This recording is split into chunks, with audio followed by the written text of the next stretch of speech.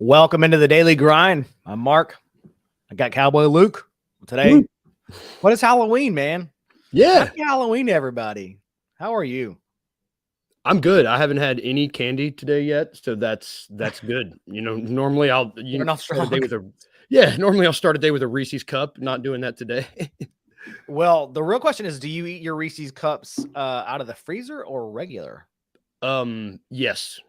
In any way I can get a Reese's cup. I only eat my Reese's cups and chocolate bars, for that matter, out of the freezer, like frozen. They're That really is good. that is the only way to do it. I can promise you that. If you haven't done that before, you're missing out. So, Yeah. as you go out tonight and get your Reese's cups and get your Hershey's bars, throw them in the freezer. Do it different. Just Be different. Be different. Yeah, man. So yeah, happy Halloween. So is this your outfit for tonight? What's the deal?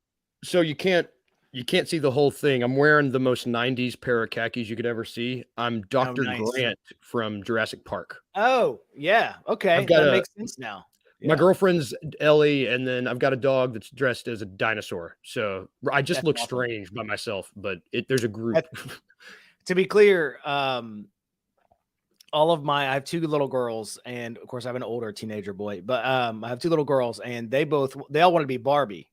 And so I went as Ken over the weekend at some parties, and what I'll be tonight, but it's the Ken with the fur coat and no shirt underneath. Which is why I shaved my beard. I don't know if you noticed, but I haven't shaved my beard like 5 years. I was confused. That makes sense. So it's me with a blonde wig, a fur coat, no shirt, and like some lightning pants, right? And I did wear my Jaw Zombies that I did get, by the way. Yes. But yeah, by yourself, I look like I look like a molester. I look like I'm trying to give people candy for a different reason. Yes, like Macho Man, but on on a list somewhere. Yeah, so the wig is bad, but yeah, it's fun. The girls are stereotypical Barbie. My wife is suffrage Barbie, which at the Barbie at the very end, they all enjoyed it. But yes, by ourselves, if you're in a group costume, it doesn't always make sense. But I do expect a picture of your dog as a dinosaur. So Done. I do expect a picture tonight. I will send you a picture of drunk Ken over the weekend. Hey, thank you. A drunk, overweight Ken. So it was fun though. But I digress. The people didn't tune in to hear about our Halloween costumes. They just tuned in to hear about the Grizzlies and what they did last night. And to be clear, kind of what we expected when we talked about the game on this show yesterday was that Luka would have a big game. Tim Hardaway would have a big game off the bench, and threes would be an issue. And threes were an issue. Mm-hmm. Thoughts on the game last night? I thought it was funny how right we were. That's a reoccurring theme on this show, by the way. Yeah, reoccurring theme on this show. Like Luka had a big game. Tim Hardaway had a big game. Just like you said, they shot almost 50% from three. Yep. We almost shot 38. Like you could have made a cliff notes of last night's game and just watched the episode of yesterday. We call it. The team as a whole, the Mavs as a whole made 23 threes, I believe. I think that is the second time that's ever happened, or the second highest. It was some type of franchise record. I got the notes from the PR department this morning. It's some type of franchise record, which is never good when the other team is giving out getting franchise records against you in your building. So, Let's talk about some of the good. Jaren and Desmond looked like themselves. Yes. 30 points of 30 pieces. Jaren with 30 and 9 and 4. Desmond with 34 and 6. Or excuse me, 36 and 3. And the starting lineup as a whole, most of the starting lineup, it looked great. They played, man. They played like over half an hour, like each of them but X. Like he played them like playoff minutes last night. I think that was like a really searching for. I could feel we might be able to get this win, and we really need it. I'm going to play these guys heavy minutes. That's what it felt like to me. It felt like I knew that. I felt like, yes, we're playing Desmond, and Desmond played almost 38 minutes, which is crazy. He never plays that much. Nope, not this early. None of the guys ever play that much. I was talking with somebody in our Discord the other night that just not Taylor Jenkins' style. He never plays people this much. Nope. Because they were asking for more minutes for these guys. I'm like, he doesn't really play them. We're like 28 minutes a game when we have a full healthy rotation. 30 minutes, 37 minutes but yeah, that felt like we needed to get the W. Marcus Smart with 20. Marcus Smart with a heck of a line as well. 23, 9 assists, 5 rebounds, 6 turnovers. But we're gonna gloss right over that one. Yeah. But beyond that, just like we talked about yesterday, beyond that, those 3 guys, no other person was in double figures in points. 0 help. They had, let's see, I can add it up real quick of the points off the bench. That's how bad it is. I can do this math on my hands. 9, 10, 11, 12 points. 12 points off the bench from 4 dudes. God, Laravia was bad last night. He only played 6 minutes, and in those 6 minutes, he was truly awful. Really, truly awful. He had 6 minutes and like 4 fouls. So, do with that what you will. And he's slow still. He's still slow. Derrick Rose looked bad last night. 0 from 4 from the field. He was a team high, or no, he was minus 18 in the game last night. Roddy was fine. This is also why I don't really, you'll learn this about me. I don't really put a lot of weight into the plus and minuses, and I don't really like that stat because Jaren Jackson was also minus 25 and he had 30 points. And he also went to the line 9 times. Like that stat is more about who you're playing around and with than it is about you. Still interesting though. David Roddy though, 29 minutes for David Roddy. I mean, he had 9 points off the bench. Yeah, I said this yesterday. I think David Roddy's a player. I really do. Yes. I mean, but do I think he's a player? He should not be playing 28 minutes. He should be playing the 7 or 8, off the bench. Yes. I think he deserves minutes even when we get back to full strength.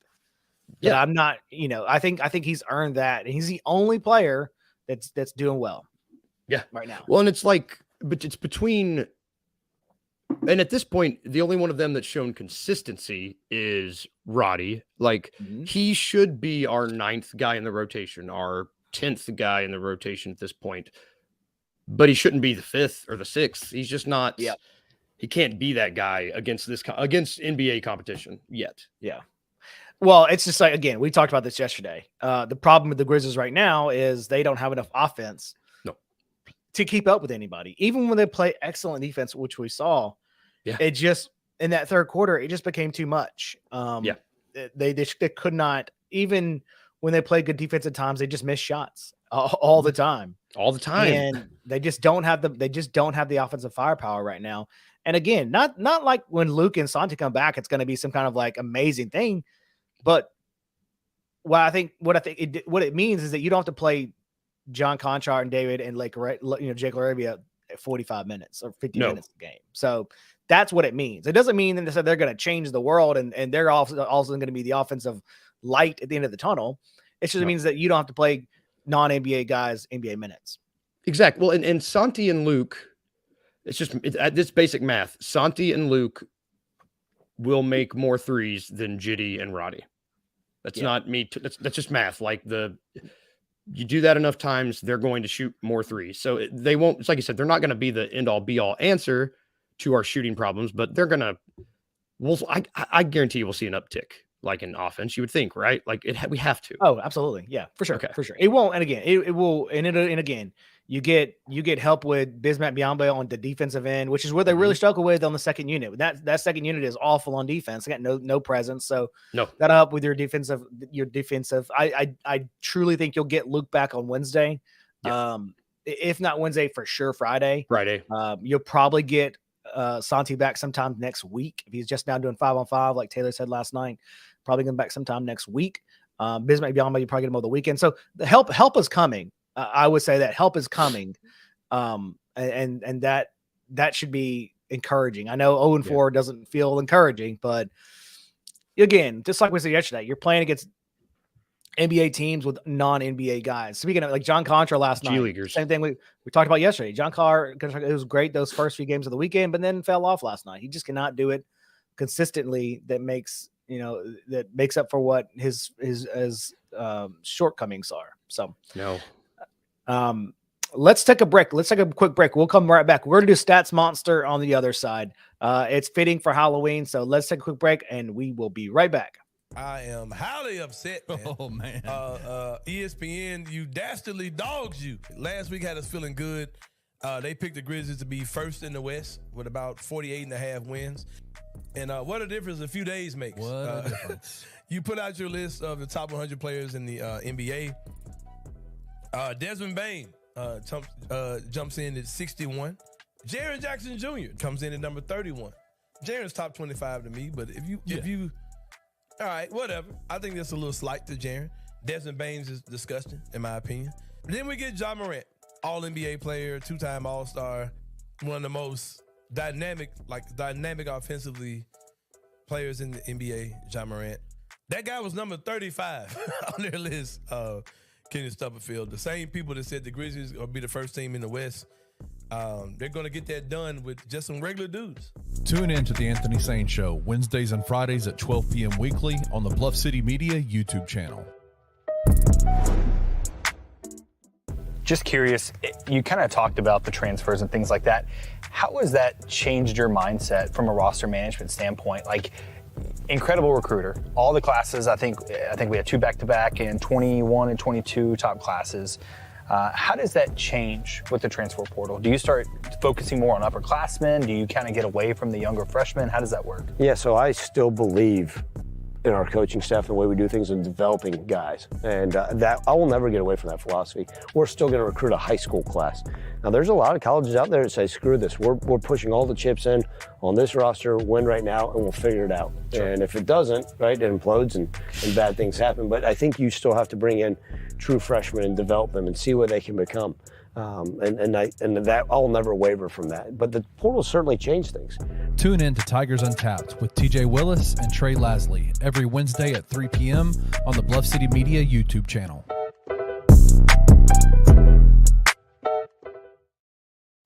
Welcome back to the show, The Daily Grind, where we talk about the Grizzlies every single day. My name is Mark. Got Luke alongside me as always. This is the time for shameless promotion. So if you're not already a Bluff City Media insider, like we tell you every single day, make sure you go and do so. It's super easy and you get a lot for it. Just $5 a month. I mean, we're running a couple deals right now. So if you see ads, there's some promo codes out there. I'm not going to give them to you on the show. You got to look for them. Go look for them. But either way, if you don't have a promo code, any of that, still just $5 a month, super cheap. We do a year-long subscription. You get an extra free t-shirt with it, get access to our Discord, our insider articles, all kinds of cool stuff for our membership. And above all else, it helps us keep doing these shows for you guys so that you can enjoy the content. So even if you're not already paying for a Bluff City Media Insider subscription, even if you're not, or you can't, just go subscribe to the YouTube channel. It's free. And that really helps us out as well. So let's get to our Stats Monster. Stats Monster for last night, fitting for Halloween. We're gonna go with 2. With Desmond Bane and Jaren Jackson Jr. Just like we talked in the previous segment, we'll talk a little bit more about those guys.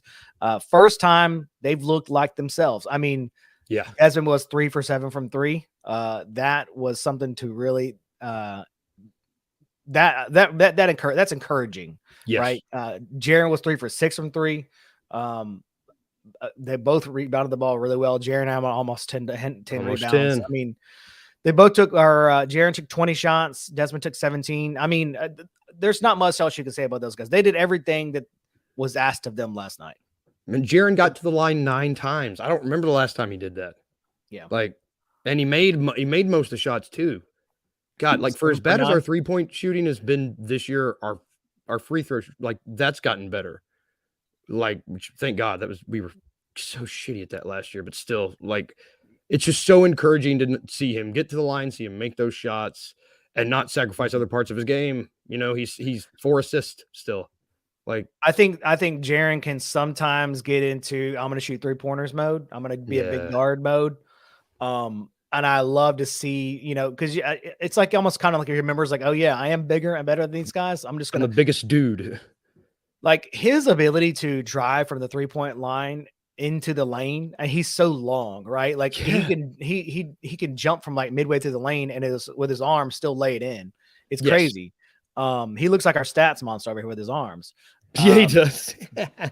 And I love when he remembers that. He's taking people off the dribble. He's very good at it, especially against most of his bigs hits guarding him. So that's the problem with Jaren, is that he's an athletic big who can move well with the basketball and has good handles. So most bigs have trouble with that. And if you put a guard or a wing on him, then he's bigger than those guys. So I love to see Jaren again, to the point though, even with 30 and 30 from those guys still, you would think, if you told me last year, even with, if I didn't know all the other guys are out and I'm getting 30 from Jaren and 30 from Dez, I'd say we're winning that game. Yeah. 9 times out of 10. And if you tell me that's what we were getting from Marcus Smart too, like, yeah. And again, Marcus Smart's not our stats monster, but I mean, he could have very well have been. He played very much within the confines of his offense last night. And he shot for 5 for 10 from 3, 50% from 3. So like, I know people were missing Dillon Brooks for a minute until they saw that clip of him getting smoked by Steph Curry. Poor Dylan. I felt I got people that I work with who don't watch basketball being like, "Hey man, did you see that?" And I'm like, "Yeah, I did. I did see it. It's pretty good." It's pretty good. So stats monster, Jesmyn and Jaren Jackson Jr. This week or today, this show. So congrats to them. It's a award that they've won already on our show, a long line of shows. I know that they watched the show. Yep. So congrats to those guys. We will mail your certificate to you. Hopefully it's hopefully you have a large collection of stats monsters throughout there. Let's take a quick break. Last one, then we'll be back with the last segment of the show. Seth Hennigan just still, he doesn't look himself. He just doesn't, in the big moments, he's not making the plays that have to be made. If you look at the raw stats, they're not terrible, but the 2 interceptions. Yeah. And he fumbled twice. They didn't lose those fumbles, but 2 fumbles and 2 interceptions, one of them coming at a terrible time on a 4th down. Late in the game when Memphis really needed to put points on the board. But I just don't think Seth is playing well enough to elevate this team. Right. I think he's playing well enough for Memphis to be fine. But as far as for them to do something special and to elevate this team, he's just not playing like that. Tune in to On the Bluff with Christian Fowler and Gabe Kuhn every Tuesday at 12 p.m. on the Bluff City Media YouTube channel.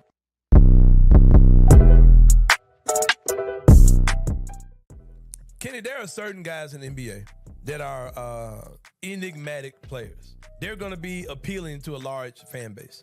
But when you have guys like that, who like Ja Morant, who have off-court issues he's had, Kyrie Irving has had the things he's had, the NBA doesn't particularly like the fact that those guys are larger than life. If I'm the NBA, if I'm ESPN, who of course are working together on all this stuff, I'm going to start telling you who you need to like. And it's going to be a different type of guy to kind of play off of the guys that are going to be there anyway. Let me put these squeaky clean image guys that we want to put in front of you up there as well to kind of counteract some of the stuff we get with the guys that we don't have any control out of. So let me put the Tyrese Halliburtons in front of you. Let me put the Shai Gilgeous-Alexanders in front of you, the Josh Giddys. Let me force these guys in front of you, not particularly on national television games, but let me just kind of create these little sub agendas with these guys to kind of make them those second tier stars that we're gonna like put out in front as well. Like, they're doing this on purpose, man. Like, if anybody can't see this, like, come on, man. Do not sit there and tell me that you really think that Tyrese Halliburton is a top 20 player in the NBA. Tune in to The Anthony Sane Show, Wednesdays and Fridays at 12 p.m. weekly on the Bluff City Media YouTube channel. Welcome back to the Daily Grind. My name is Mark. Luke alongside me every single day talking about the Grizzlies and what they could or could not do this week. I also want to remind you guys, Grizz 901 live post-game show every single game, after every single game. Those guys are live, usually right as the game's ending. You can find them on our YouTube channel, our Twitters, anywhere that we're streaming live, you'll be able to see it. Daniel Greer and Nathan over there doing great work. Last night, Sean Coleman was on the show. Really, really good. So if you want a little in more depth, like stat stuff that we talked about today, I encourage you to go watch that show from last night. It's really good. Sean had a lot of really good stats that he brought to the table about and just in terms of how the Grizzlies offense flows and kind of more of the bigger flaws with them.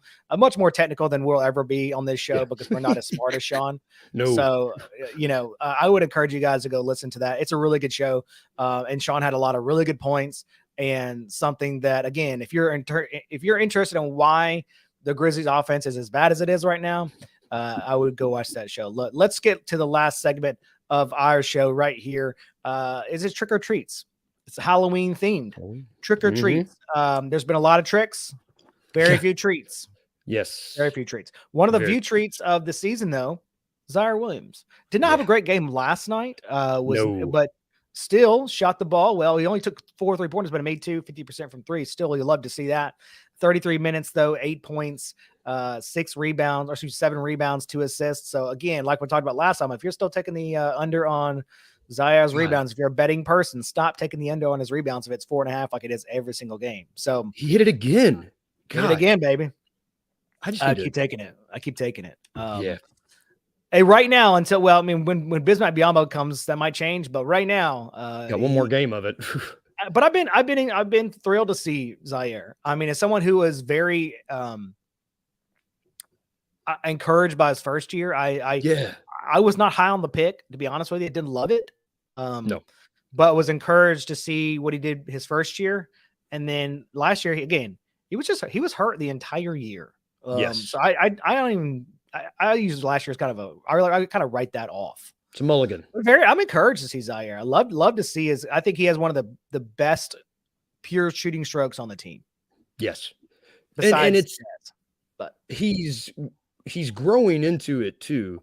Like it's like you said, when we made the pick, I had a problem that we traded up to make the pick. That was my biggest problem because it's and I've heard so many stories of who we wanted, like where Z was on our pecking order of guys we wanted. That's neither here nor there. I mean, I've heard we tried to jump up for Giddey and Franz. I've heard a whole bunch of guys, but for what he's becoming and what he potentially could be, like last night, if he's doing almost a double-double as the 7th or 8th guy in the rotation, that's not bad. Like this, he's not going to be the long-term. I don't think he's going to be starting at the 3 after the first 25 games. I don't think so. I think that, but that's the thing. Like he's both the trick and the treat because he could do both. Like, if he's good enough to start, but he's also good enough to slide a couple spots down on the rotation and be your 6-man style guy. Mm-hmm.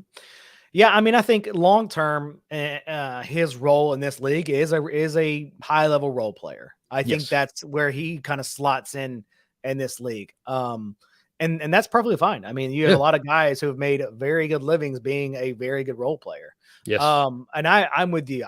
That is the only issue I had with Zaire pick, because I didn't love the trading up. I thought he was going to be there when you. I think he would have been there where you were at, and you didn't have to trade anywhere to get him. Right. Nope. I think he would have been there, and you could have taken him, and you had to give up assets to get him. I think that was my issue with it. Like just like you, I think I don't mind him as a player. I just minded how they got him, how they acquired him. Yeah. And I think that's totally fair. That's kind of been the tune they've been singing, the past couple. I like last year I was like, or not 2 years ago, the Roddy LaRavia. It's like, man, do we need to trade up? Those guys probably would have been there. That's never a good feeling. And so it's great when it's like you said, high quality role player is nothing to sniff at. If that's what he is, good on him. That is their MO though. If they have a guy that they know fits the bill for them, and they have a guy that they think they feel passionate about, then they have no problem going up and getting them. And they've shown that to their credit in terms of like getting good players, but also to their detriment in terms of overdrafting, in terms of like you said, like a Jake LaRavia. He probably would have been there when you didn't have to go up and get Jake LaRavia. He wasn't going. And if he did go somewhere, that's okay. Like, right. Like, I'm saying what I mean by that is he's not so much of a player that like he's, and I guess they think he was such a good player that if he got stolen, they would have let one get away. Right. Hindsight's 2020. what we know now is we're talking about this in terms of what we know now. Hindsight's 2020, and it's not always the case of like, he's a player. But with the again, he's a little like John Colcharo. He's got the idea of Jake LaRavia is great. Yeah. But I'm a guy that I think if you saw Jake LaRavia work out, I don't know how you see that dude work out and be like, yeah, he's good. I can work out better than he is, I imagine. Like I think there are dudes when I play at the Germantown Athletics, and I think there are dudes that are better than him out there. I think they're faster than him, like no doubt about it. And it's not me. I'm not good at all, but I can run around. I'm great at basketball as long as I don't have to dribble, shoot, pass, guard anyone. So you can distract. I can stand there. Yeah. I'm very good at standing there. You're a decoy for sure. I get that. I get it. You just go stand in the corner, hands up, and just wait. Yeah. Yes. But our treat of the season has been Zaire Williams. Our tricks of the season, you can already tell what those are. I don't think we need to go through them anymore. It's the fact that no one is healthy. And the doctors. Really sucky. 0-4 might be the biggest. 0-4 might be the biggest trick of the season.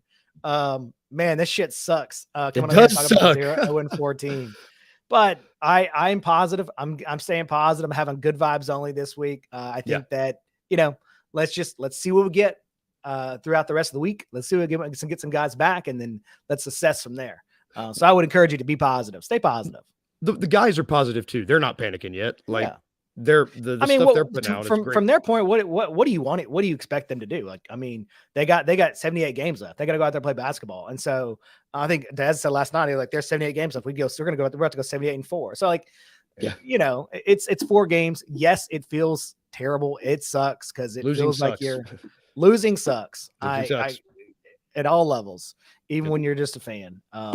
Winning cures all. So, we'll just see where they're at next week and see what we can talk about tomorrow. That's it for today on the Daily Grind, though. Hope you guys enjoyed the show. Happy Halloween to everybody. Enjoy the day. Go out and make sure to trick or treat. If you're out there partying, please don't drink and drive. Be safe. Please call an Uber. Be safe. This is the dad, and this is the Mark dad speaking now. I have 3 children. So please be safe. Call an Uber if you need to.